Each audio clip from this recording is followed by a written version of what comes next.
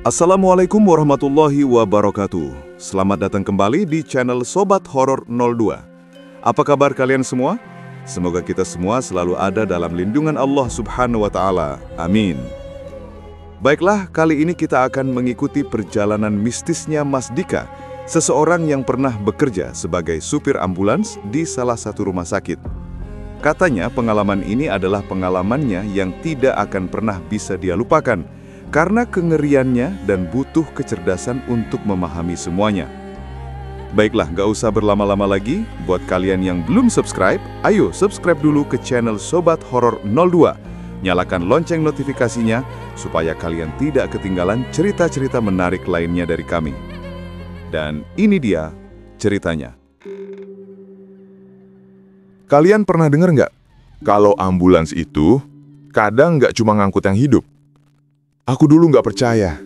Sampai akhirnya aku sendiri yang nyetir ambulans itu. Namaku Dika. Udah hampir 3 tahun aku kerja sebagai supir ambulans di sebuah rumah sakit kecil di pinggiran kota Jawa Tengah. Rumah sakitnya nggak besar, tapi sering banget dapat panggilan darurat tengah malam. Kecelakaan, serangan jantung, pasien meninggal, aku udah terbiasa ngelihat semuanya. Tapi malam itu bukan malam biasa.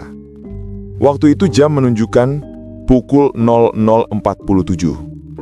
Aku lagi duduk di pos jaga sambil ngerokok, ngantuk, nunggu giliran shift selesai. Tiba-tiba, HP dinasku bunyi. Panggilan dari operator rumah sakit. Mas Dika, ada laporan kecelakaan di jalan hutan dekat Tanjakan Punden. Cepat ke lokasi, katanya ada korban luka parah. Aku sempat ragu. Jalan hutan itu sepi, gelap, dan terkenal angker.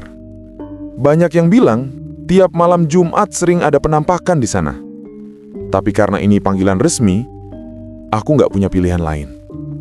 Aku nyalakan ambulans, sirene kuhidupkan pelan, dan melaju ke arah hutan itu. Sekitar 20 menit perjalanan, jalan mulai menanjak dan kabut tebal turun. Lampu mobil cuma bisa nembus jarak 3 meter ke depan. Tapi yang aneh, dari tadi nggak ada satupun kendaraan lewat. Padahal jalan itu biasanya dilewati truk malam.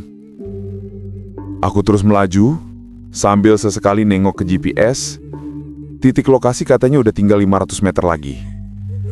Sampai akhirnya, aku lihat sesuatu di tengah jalan. Kayak ada mobil terguling di pinggir jurang. Aku langsung berhenti, matikan mesin, ambil senter, dan keluar dari ambulans. Udara malam itu dingin banget, tapi aku ngerasa bulu kuduku langsung berdiri. Soalnya, waktu aku deketin mobil itu, ternyata cuma bekas ban dan pecahan kaca di aspal. Nggak ada mobilnya, nggak ada korban. Cuma darah yang masih basah menetes ke tanah. Aku panggil-panggil, "Halo? Ada yang butuh bantuan?" Tapi nggak ada jawaban. Yang ada cuma suara jangkrik dan desir angin yang lewat di antara pepohonan. Aku mulai gelisah. Kuputuskan buat balik ke ambulans, lapor ke operator. Tapi pas aku jalan balik, aku dengar suara gamelan samar-samar dari dalam hutan. Kelenengan, pelan, kayak suara dari kejauhan. Tapi anehnya, semakin aku dengar, semakin jelas.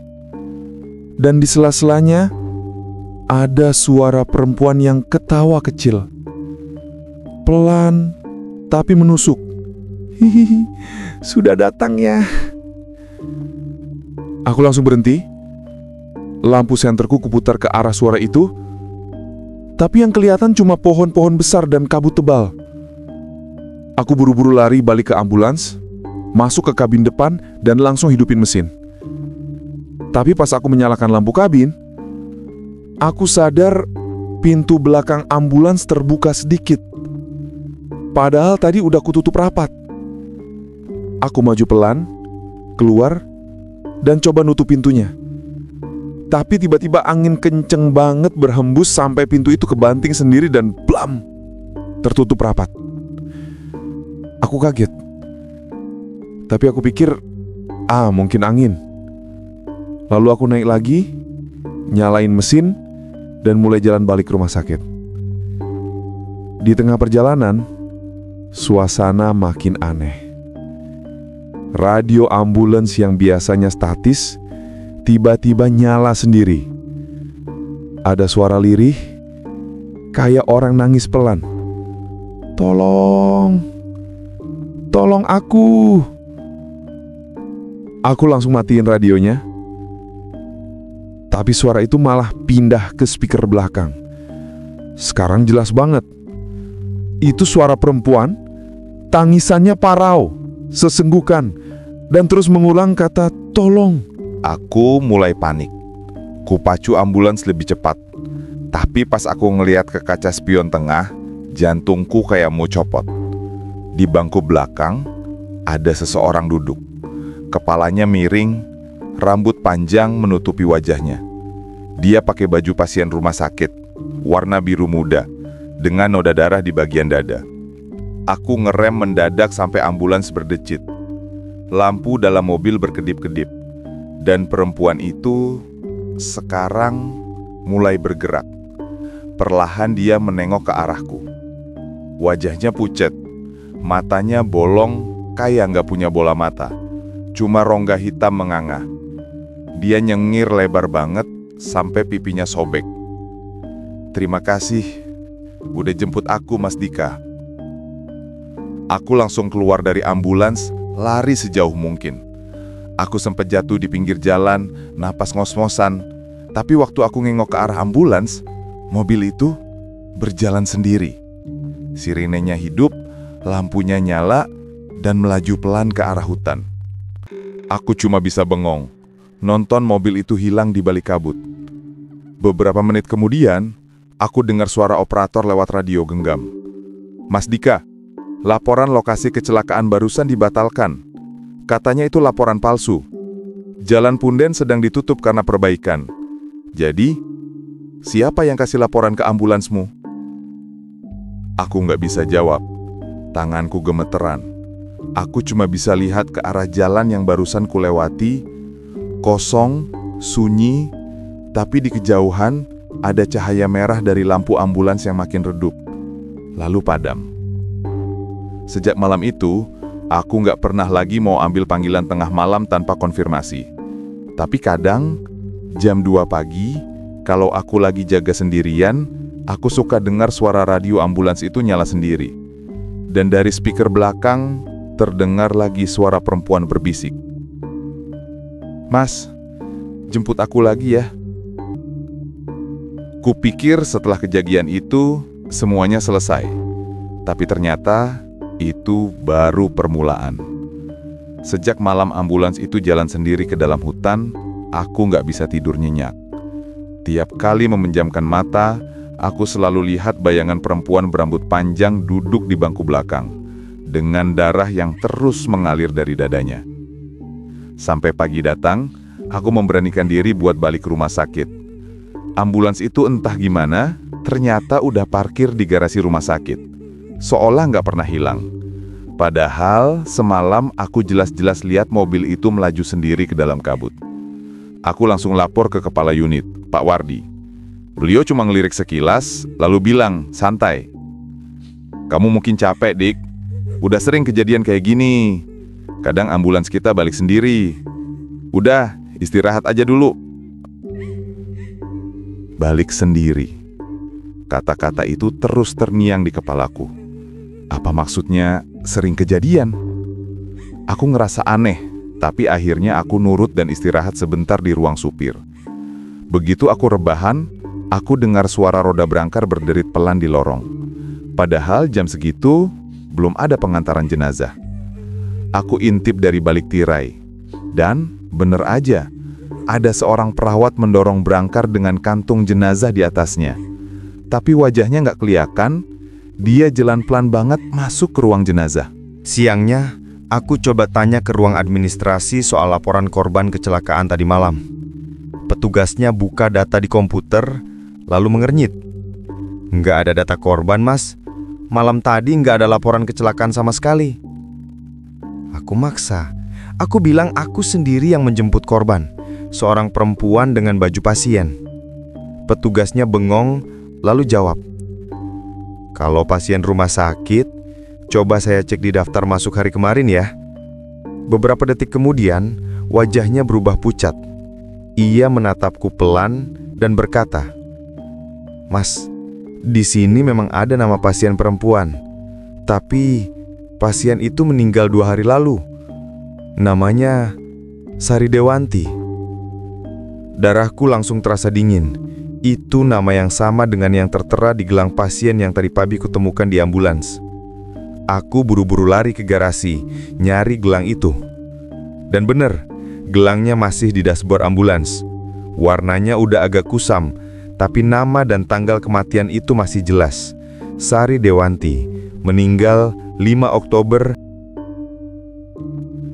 Padahal malam itu tanggal 7 Oktober. Berarti mayat yang kutemukan 2 hari sebelumnya sudah meninggal sebelum aku menjemputnya. Aku mulai ngerasa pusing. Semua logika kayak nggak berlaku lagi. Malamnya, aku diminta dinas lagi.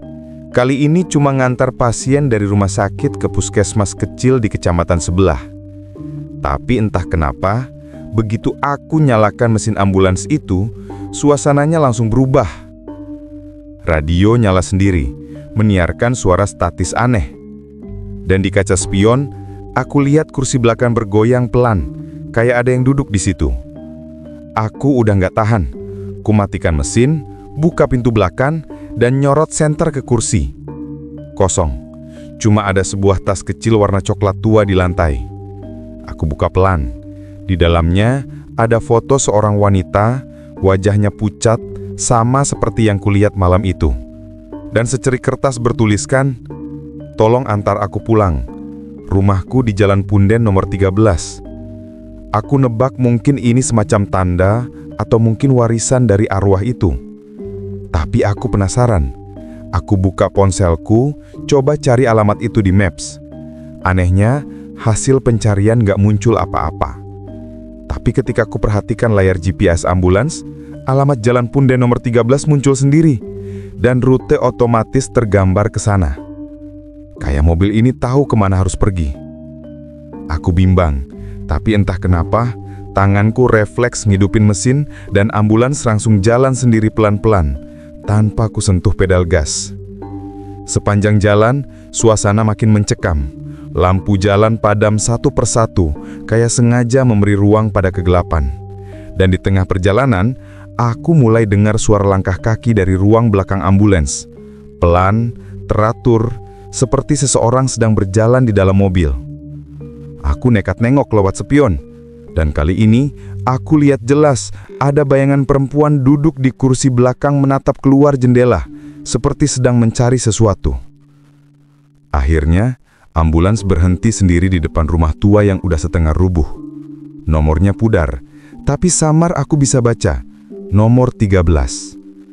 Aku turun, lampu ambulans masih menyala redup, dan di depan rumah itu ada papan nama kecil dari kayu, bertuliskan Sari Dewanti. Jantungku serasa berhenti berdetak. Aku benar-benar sampai di rumahnya. Tapi anehnya, pintu rumah itu sudah terbuka sedikit, padahal jelas rumah itu kosong. Dari dalam, ada suara perempuan yang sama, suara yang dulu kudengar dari speaker ambulans, berkata pelan, "Akhirnya kamu datang, Mas Dika." Aku mundur perlahan, tapi sebelum sempat balik ke ambulans, pintu belakang mobil terbuka sendiri, dan brankar di dalamnya bergeser keluar perlahan. Di atasnya ada kantong jenazah, tapi resletingnya terbuka separuh. Angin malam berhembus, dan dari celah itu, tampak wajah Sari. Matanya terbuka, menatapku lurus tanpa ekspresi. "Terima kasih, udah ngantar aku pulang." Aku cuma bisa berdiri diam, tubuhku kaku, sampai akhirnya semua lampu ambulans itu padam satu persatu. Gelap total. Dan waktu lampu itu nyala lagi, rumah di depanku sudah nggak ada. Yang tersisa cuma jalan tanah kosong dan papan nama Jalan Punden nomor 13 yang separuh patah. Besok paginya, ambulans itu udah diparkir rapi di garasi rumah sakit. Tapi kali ini, di kaca belakang tertempel kertas putih bertuliskan, "Terima kasih sudah mengantar saya pulang. Jangan lupa, masih banyak yang menunggu." Aku nggak tahu siapa yang nulis, tapi setiap kali aku nyalain ambulans itu, aku selalu lihat bayangan perempuan duduk di kursi belakang. Diam, tapi seperti siap untuk perjalanan berikutnya. Mas Dika, perjalanan berikutnya sudah siap. Suara langkah kaki di lorong rumah sakit bergema pelan. Suara lampu neon berdengung samar. Lalu, suara pintu besi dibuka dengan derit panjang. Kalian tahu nggak? Ada satu ruangan di rumah sakit yang jarang banget dikunjungi orang. Bahkan oleh perawat sekalipun. Ruangan itu dingin, sepi, dan cuma ada satu aroma yang nggak bisa hilang. Bau formalin dan kematian. Ya, ruang pendingin mayat. Dan malam itu, aku, Dika, lagi harus jaga shift mam di sana. Sejak kejadian aneh dengan arwah Sari Dewanti di episode sebelumnya, aku udah minta pindah tugas ke bagian logistik. Tapi entah kenapa, kepala unit malah menempatkanku sementara di ruang jenazah. Katanya, biar aku nggak terlalu stres di jalan. Ironis kan? Tapi aku nurut. Kupikir, ngurus mayat jauh lebih tenang daripada berurusan sama arwah di ambulans. Ternyata, aku salah besar. Malam itu sepi banget. Udara dari pendingin ruangan bikin napasku keluar kayak asap. Aku duduk di kursi dekat lemari mayat, sambil nyeduh kopi sachet. Jam di dinding menunjukkan pukul 01.32 dini hari. Tiba-tiba, ada suara lirih dari dalam ruang pendingin. Kayak ada yang menggeser sesuatu dari dalam salah satu laci jenazah. Awalnya kupikir cuma efek mesin pendingin. Tapi suara itu makin jelas. Seperti seseorang mengetuk dari dalam. Tok, tok, tok. Aku berdiri. Senter di tangan. Kulihat ke barisan laci logam yang berjajar di dinding. Salah satunya bergetar pelan. Laci nomor 7. Aku mendekat perlahan. Udara makin dingin. Dan waktu aku tempelkan telinga ke pintu laci itu, aku dengar suara perempuan menangis pelan.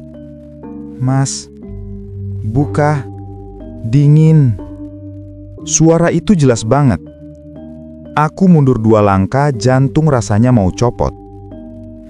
Aku panggil penjaga malam, tapi nggak ada jawaban. Akhirnya, aku memberanikan diri buka sedikit pintu logam itu. Bunyi engselnya nyeret panjang, dan dari dalam keluar hembusan udara dingin bercampur bau busuk. Di dalamnya, ada kantung jenazah putih, dengan resleting terbuka sedikit. Dan dari celah itu, tampak jari tangan yang mencuat keluar. Aku buru-buru mundur. Tapi tiba-tiba, radio kecil di meja penjaga nyala sendiri.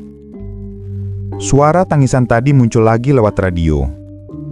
"Mas Dika, kenapa dikunci di sini? Aku kan udah pulang." Aku langsung lumpuh di tempat. Suara itu, suara yang sama. Sari Dewanti. Tanganku gemetaran. Kopi di tangan tumpah ke lantai. Dan dari arah belakangku, ku dengar bunyi roda berderit, berangkar bergerak sendiri keluar dari ruang penyimpanan. Di atasnya, kantong jenazah yang tadi sekarang bergerak pelan. Kantong itu turun sendiri dari berangkar. Jatuh ke lantai dengan suara bluk pelan. Resletingnya kebuka perlahan, dan dari dalam keluar perempuan berambut panjang, kulitnya pucat kebiruan, bibirnya membiru. Dia duduk, lalu berdiri tegak. Matanya kosong, tapi menatap tepat ke arahku. "Aku nggak bisa istirahat, Mas Dika. Masih ada yang belum kau antar." Aku gemetaran, mundur sambil nyanggol meja hingga radio jatuh dan pecah. Lampu di ruangan itu berkedip-kedip cepat. Dan tiba-tiba, semua laci jenazah bergetar bersamaan. Satu demi satu, pintu logamnya terbuka sendiri, memperlihatkan tubuh-tubuh kaku di dalam. Semua jenazah itu punya satu kesamaan.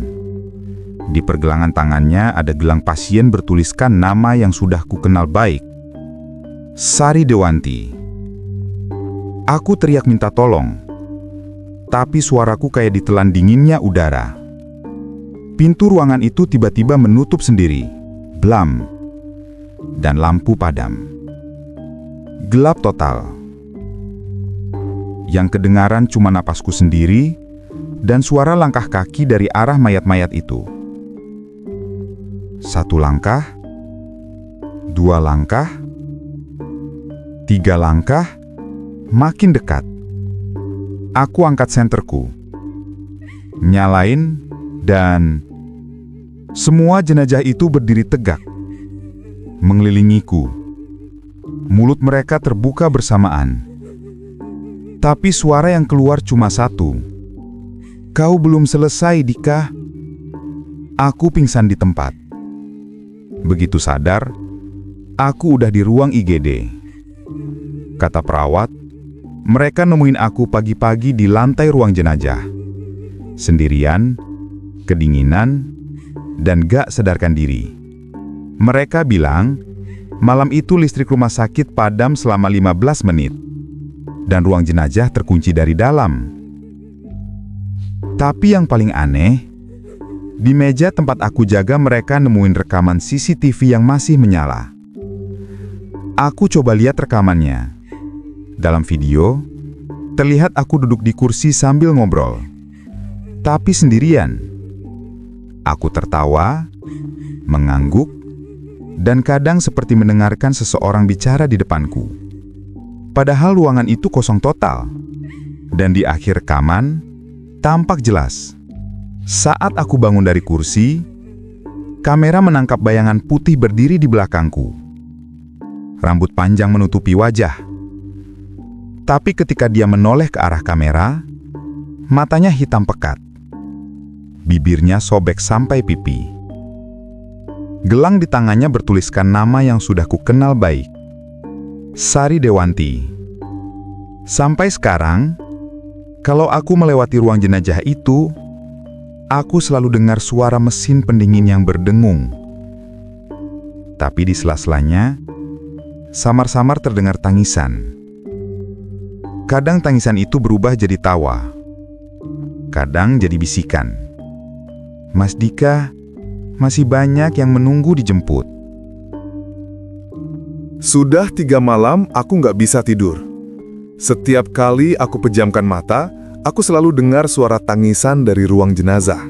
Kadang tangisan, kadang tawa pelan.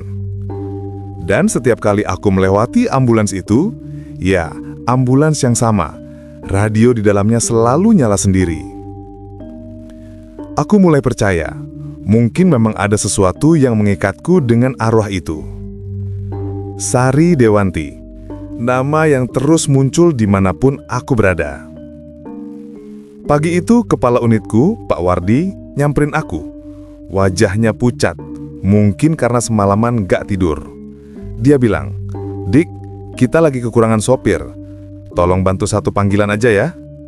Pasien meninggal di rumah, harus diantar ke rumah duka. Gak jauh kok." Aku sempat menolak, tapi akhirnya nurut. Kupikir, ya sudah, satu kali lagi.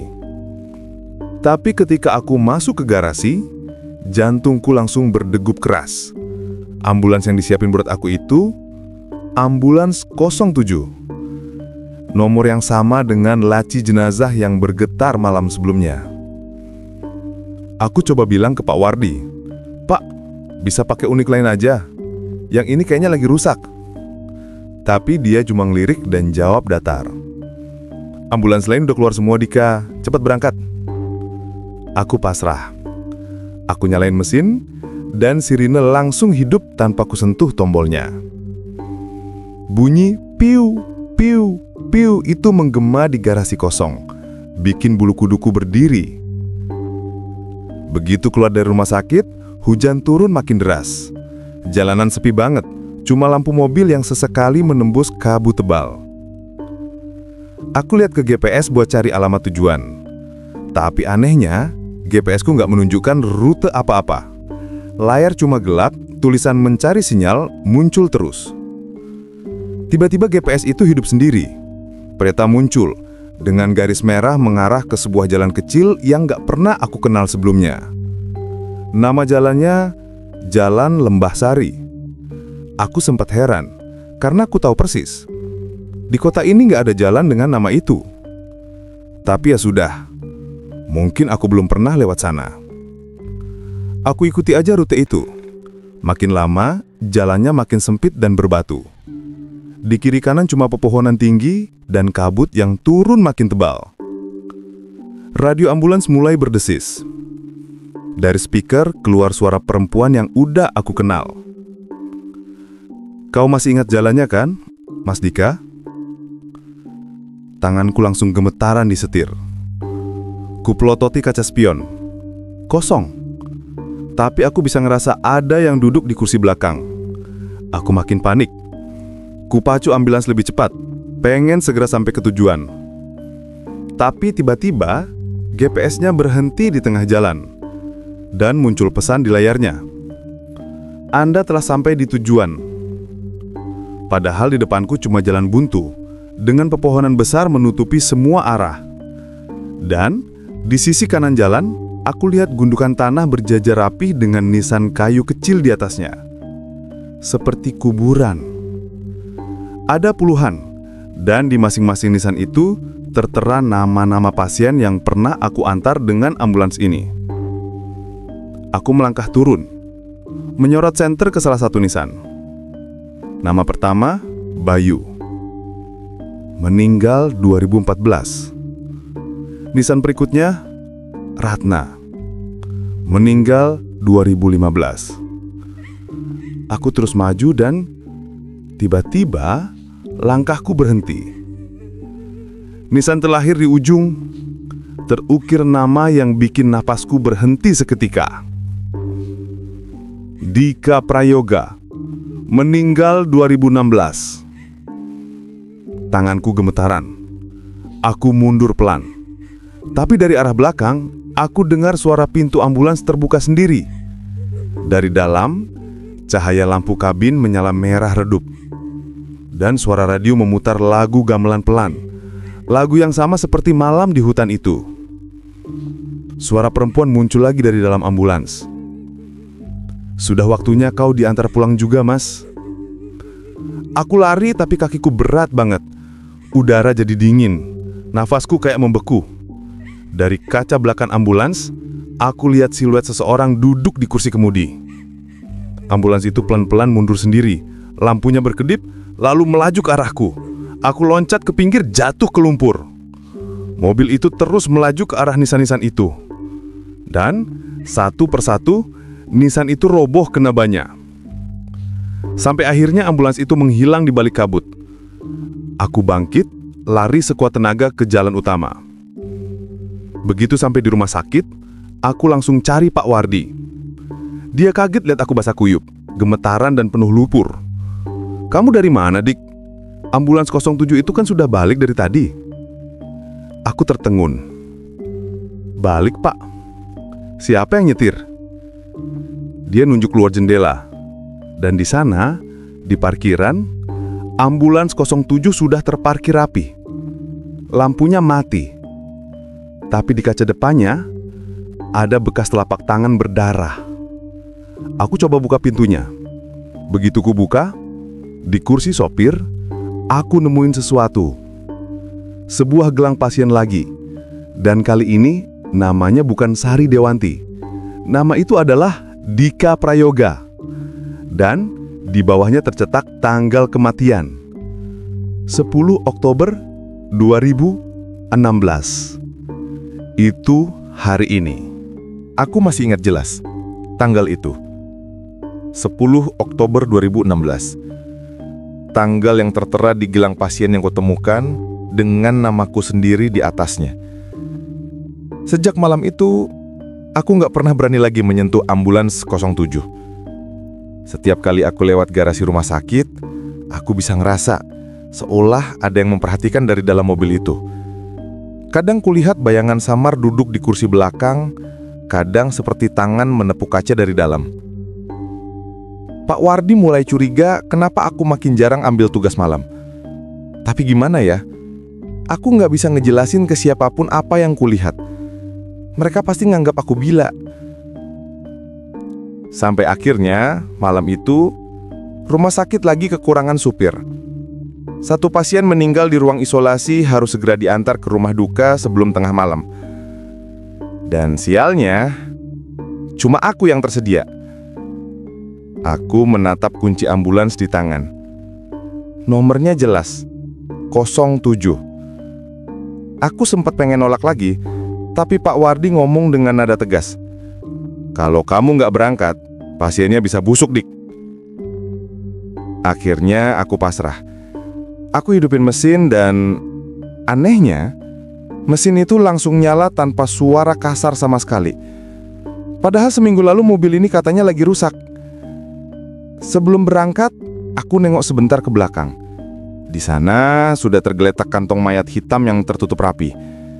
Tapi ada satu hal yang bikin aku berhenti sesaat. Kantong itu bergetar pelan. Aku pikir cuma ilusi karena gugup. Jadi ku tepis rasa takutku dan mulai melaju pelan keluar garasi. Malam itu jalanan sepi. Jam menunjuk pukul 11.47 malam. Aku melirik kaca spion tengah dan sumpah, aku lihat sesuatu yang bikin darahku berhenti mengalir. Kantong mayat di belakang bergerak. Pelan, tapi jelas banget. Kainnya naik turun seperti ada sesuatu yang bernapas di dalamnya. Aku langsung injak rem mendadak. Ambulans berhenti di tengah jalan dan semua jadi hening. Cuma suara hujan menetes di atap mobil. Aku menoleh pelan. Kantong itu sekarang diam. Tapi dari dalamnya terdengar suara duk duk duk. Seperti ada seseorang mengetuk dinding logam. Aku tarik napas dalam-dalam, buka pintu belakang dengan tangan gemetar. Bau formalin dan darah busuk langsung menyeruak menusuk hidungku. Lampu kabin menyala redup. Ku pandangi kantong itu, dan dengan jantung berdegup cepat, aku pegang resletingnya. Perlahan aku tarik ke bawah. Setengah jalan, aku lihat kulit tangan pucat keluar dari sela kain. Tangan itu dingin, kaku. Tapi tiba-tiba, jari-jarinya bergerak. Aku mundur spontan. Dan saat itu juga, kantong mayat itu terbuka sendiri. Dari dalamnya keluar tubuh seorang perempuan. Rambutnya basah, wajahnya pucat, bibirnya membiru. Matanya terbuka menatap lurus ke arahku. Itu dia, Sari Dewanti. Dia duduk perlahan di kursi belakang, kepalanya miring sedikit ke kanan dan suaranya lirih, tapi jelas. Mas Dika, kenapa waktu itu nggak nolong aku? Aku nggak bisa jawab apapun. Mulutku terkunci, napasku pendek-pendek. Dia terus menatapku tanpa berkedip. Kau masih ingat kan? Waktu itu kau yang nyetir, tapi kau malah pergi. Kata-kata itu bikin pikiranku kacau. Aku mulai ingat sesuatu, potongan memori yang selama ini seperti tertutup kabut. 3 tahun lalu, aku pernah kecelakaan waktu ngantar pasien wanita. Karena ngantuk, aku sempat menabrak pohon di tikungan tajam. Aku selamat, tapi pasien di belakang mati terbakar hidup-hidup. Namanya Sari Dewanti. Sejak saat itu, aku nggak pernah bisa tidur nyenyak. Tapi aku pikir semua sudah berakhir. Ternyata dia belum tenang. Dia kedinginan, Mas Dika. Aku cuma mau pulang. Dia melangkah pelan ke arahku. Tangan pucatnya terulur. Setiap langkah yang dia ambil, Lampu kabin makin redup, udara makin dingin, dan jantungku seperti diremas. Aku buru-buru buka pintu, loncat keluar, lari ke tengah jalan. Tapi saat aku menoleh lagi, ambulans itu bergerak sendiri. Lampu sirinanya menyala merah terang dan dari dalamnya terdengar tangisan perempuan, lalu tawa kecil yang berubah menjadi jeritan panjang. Aku cuma bisa berdiri di pinggir jalan.